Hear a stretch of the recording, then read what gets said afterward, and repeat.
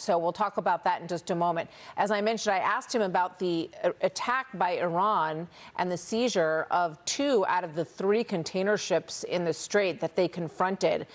His primary concern was that these are not U.S. ships, which obviously would take it to a very different level. But he is clearly keeping a very close eye on Iran's actions in the Strait right now. Retired Vice Admiral John Miller on how these attacks could happen when the United States has such a strong presence in the region right now. First to Chief National Security Correspondent Jennifer Griffin with more on these developments. Hi, Jen.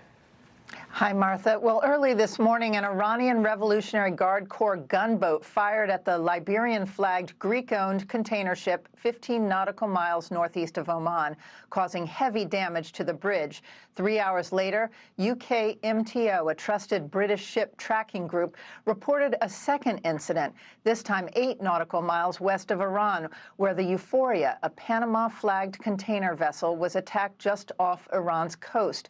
Iran says it is now stranded in Iranian waters, and the MSC Francesca, a box ship owned by the Geneva-based Mediterranean Shipping Company, came under attack while waiting to sail into the Gulf of Oman and was then escorted by the IRGC Navy into Iranian waters. Last night, the Iranian regime paraded ballistic missiles through the streets of various cities across Iran, showing off some of its remaining arsenal. In a House Armed Services Subcommittee hearing last week, the director of the Pentagon's Defense Intelligence Agency warned of Iran's remaining capabilities.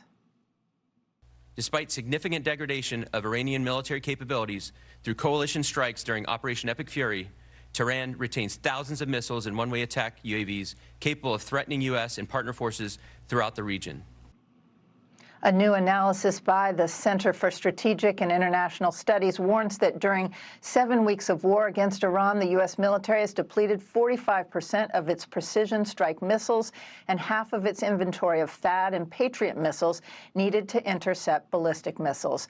Today in London, military planners from over 30 countries, but not the U.S., Israel, or Iran, will hold 2-day talks on how to keep the Strait open. Martha? Okay, Jennifer, thank you very much. With that, we bring in retired Navy Vice Admiral John Miller.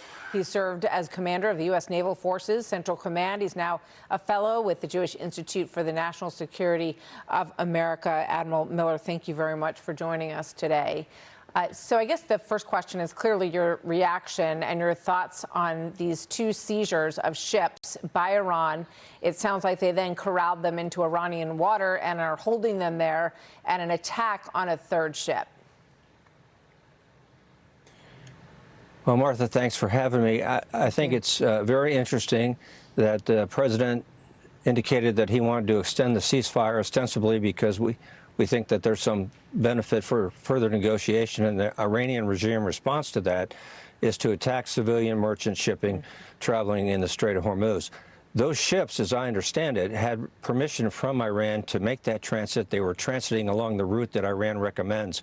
And so I think we learned 2 things. One is that the blockade has them out of sorts to a certain extent, and the other one is that it's not clear if the regime is able to coordinate and discuss things between the civilian diplomats that are in charge of the negotiations and the IRGC, which has really been in charge of Iran since the beginning of the conflict. Yeah, we've heard the IRGC make disparaging comments about Araghchi, the foreign minister. They sort of slammed him on social media as an idiot. You know, when I spoke with the president about this, he said he does expect that Araghchi will continue to be part of these negotiations. But as you say, it's pretty clear that in this situation, the left hand doesn't know what the right hand is doing. So how difficult does that make the next steps for the United States? Well, it certainly seems like the left hand doesn't know what the right hand is doing. What we don't know is if that's the public face of things that the regime would really like us to have and to see and to conclude, or if in fact they really are having difficulty understanding what the 2 sides or 2 different factions are doing. Certainly there's a little bit or some amount of fragmentation within the government in terms of how they're going to move forward in Iran with the negotiations and with further hostilities. And so I think it's just very important for us to be very clear, not to listen to what the regime says, but to watch what they do.